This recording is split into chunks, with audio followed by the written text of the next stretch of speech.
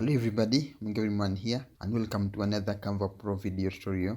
In this video, you're going to look at the various templates in Canva and how you can use them for your graphics. To do that, we are going to need a design. In order to create a design, you just look through the templates available for you in Canva and then you select which one you need, or you can even search in the bar.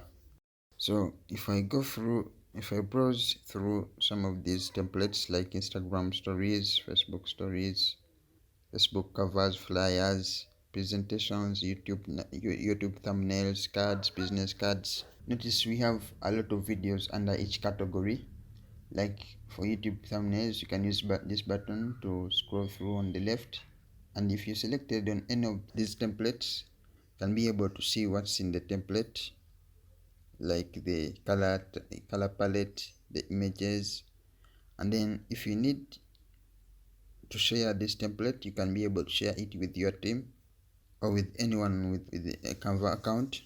You can be able to click on use template if you need it.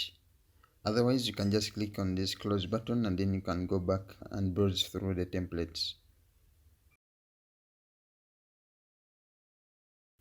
Now, in order to share the template, you just need to click on share and then you copy the link, which you can share with someone and they can be able to use this template. That's if they have a Canva account. For now, I'm going to click use template and then I'm going to double click on the text to change it to Canva Pro. And then I'm going to click on this black shape. I'm going to scale it. I just want to make sure the word Canva Pro is visible. Maybe that's okay. And then if you want to change the background, you can just go through the images, or you can just go through the photos provided to you in Canva by going to photos. By the way, we looked at the Photos Pro feature as the second video in the Canva Pro series. If you skipped that video, make sure to check it out. Anyways, let's move on here. If you find the image that you need to replace, you can just click and drag it to replace the image. And then depending on the image that you have put in the background, you might need to change out the background of the text. Make sure my text is visible enough.